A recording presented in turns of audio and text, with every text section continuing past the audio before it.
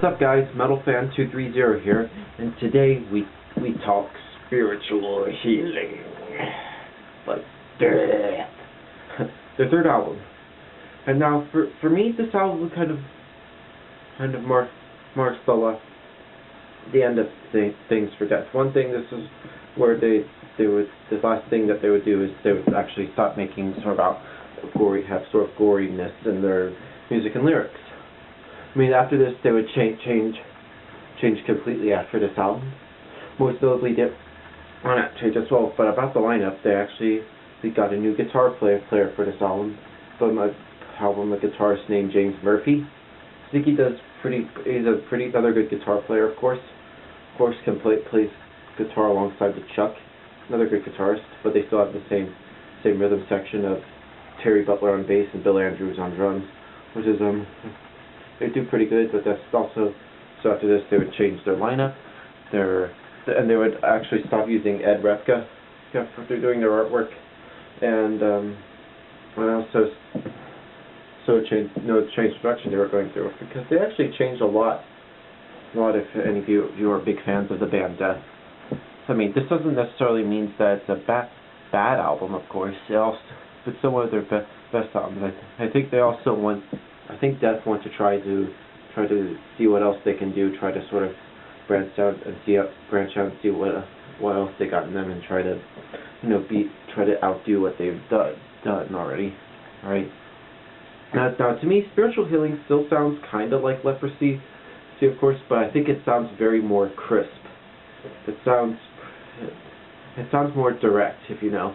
But for this album, they actually recorded this album in more sound recording things. If you know that, the studio in Tampa, Florida, where I think that's where all the death metal bands recorded pretty much their best albums and classic albums, of course. I mean, you could tell on this album that they actually knew what the fuck they're doing. Like, it sounds like they actually practiced these songs, and they turned out pretty good. And then they also, when they recorded this album, it actually took like one month or 6 weeks, if you want to call it, which is pretty good, I have to say, because you could tell on this album that they knew what they were doing. I mean, it sounds tight. Like, the playing sounds tight. Every member can play tight, which is pretty good. I mean, lyrically, it's still gory. They still have the sort of the goriness of the lyrics, like I previously said. But they also had some more stuff. Like, it literally, some songs actually talk about society. And then we have Chuck's voice. Now, Chuck's voice still the same. Still has more of the lower type growly stuff. But I think it's more refined. I mean, the playing keeps getting more progressive with this and their other albums, of course, and like they always progress a lot for Death, and I think Death does.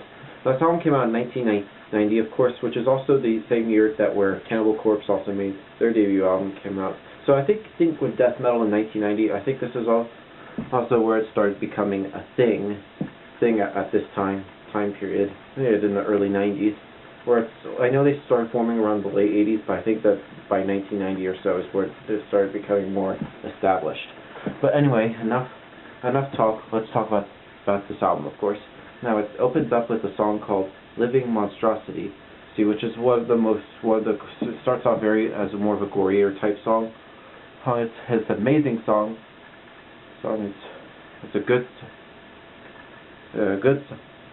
Some good solos. Chuck's voice sounds good. In fact, I also noticed that they actually think they might have doubled his voice to make it sound more awesome. It also has some good chorus in there and some pretty good lyrics on this song. It's a good song. Next song is called "Altering the Future," which is has a very more progressive type song. It has a very slow intro. But after that it's all over the place. It has a lot of progression in the song. It's an amazing song. Next song is called "Defensive Personalities." This song is about society, of course. Yeah, it's a good song. It has some good lead parts from I think Chuck and James, which are pretty good. It has some good lyrics in there. And some good guitar solos, of course, and also has a good musical interlude, which is a pretty good song, good thing. Next song is called "Within the Mind," which is another one of the stronger songs on this album, of course. It sounds good, and it has some good interludes and some good solos on that. It's a pretty good song, of course. Then we get to the title track of the album, the song called "Spiritual Healing," which is I think probably the best song on this album, in my opinion. And it's still about society, of course.